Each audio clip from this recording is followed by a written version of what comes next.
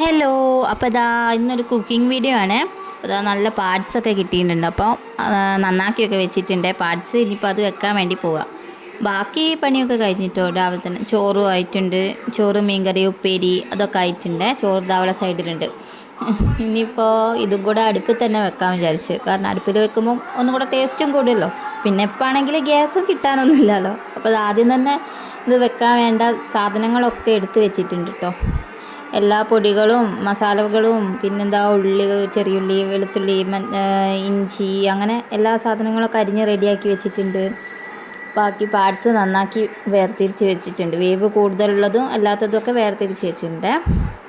പിന്നെ ഇതാ ഇനിയിപ്പോൾ ഇതാ ചീനച്ചട്ടിയൊക്കെ വെച്ച് അത് ചൂടായപ്പം കുറച്ച് വെളിച്ചെണ്ണ ഒഴിച്ച് അതിലേക്ക് പട്ട, പൂവ്, പിന്നെ കുറച്ച് പെരുംജീരകം അതൊക്കെ ഇട്ട് ഒന്ന് പൊട്ടിച്ചെടുത്ത് അത് കഴിഞ്ഞപ്പോൾ ഇതാ ചെറിയുള്ളിയും വലിയുള്ളിയും കൂടിയാണ് ഇട്ടത്.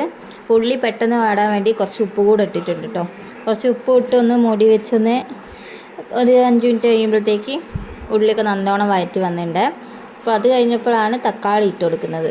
തക്കാളി ഇട്ട് കുറച്ച് കഴിയുമ്പോൾ തന്നെ ഇഞ്ചി, പച്ചമുളകും കൂടെ ചതച്ച് വെച്ചതും കൂടെ ഉണ്ട്. ഇഞ്ചി, വെളുത്തുള്ളി, പച്ചമുളകും കൂടെയാണ്.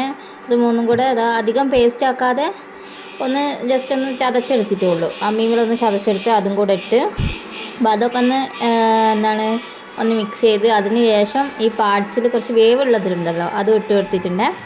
അതും ഇട്ടെടുത്ത് അതിന് വേവാൻ ആവശ്യമായിട്ടുള്ള കുറച്ച് വെള്ളവും കൂടെ ഒഴിച്ച് കൊടുത്തിട്ടുണ്ട്.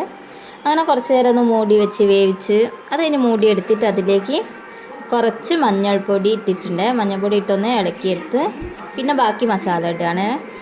മുളക് പൊടി ഇട്ടിട്ടുണ്ട്, മല്ലിപ്പൊടി ഇട്ടിട്ടുണ്ട്. വീഡിയോയിൽ എന്തൊക്കെ കിട്ടിയിട്ടുണ്ട് അറിയില്ല കേട്ടോ. ഏതൊക്കെ വിട്ടു പോയിട്ടുണ്ട് വീഡിയോ എടുക്കുന്നതിൽ.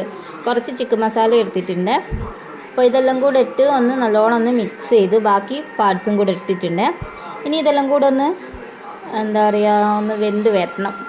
ഒന്ന് കുറച്ച് വെള്ളം ഒഴിച്ചിട്ടൊന്ന് മൂടി വെച്ച് എടുത്താൽ കറി ഇവിടെ റെഡി ആയിട്ട് കേട്ടോ.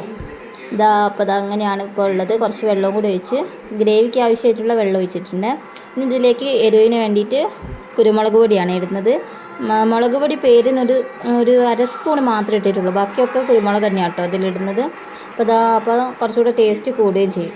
അപ്പോൾ ഇനി ഇതൊന്ന് കുറുകി വരുമ്പോഴത്തേക്ക് നമ്മുടെ കറി ഇവിടെ സെറ്റാട്ടോ.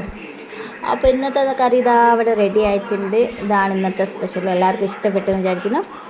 അപ്പോൾ ഇനി പാർട്സ് കിട്ടുമ്പോൾ എല്ലാവരും ഇതേപോലെ ഒന്ന് ട്രൈ ചെയ്ത് നോക്കണേ. അപ്പോൾ ബായ്. വീഡിയോ ഇഷ്ടമായ ലൈക്ക് ചെയ്യുക, ഷെയർ ചെയ്യുക, സബ്സ്ക്രൈബ് ചെയ്യുക.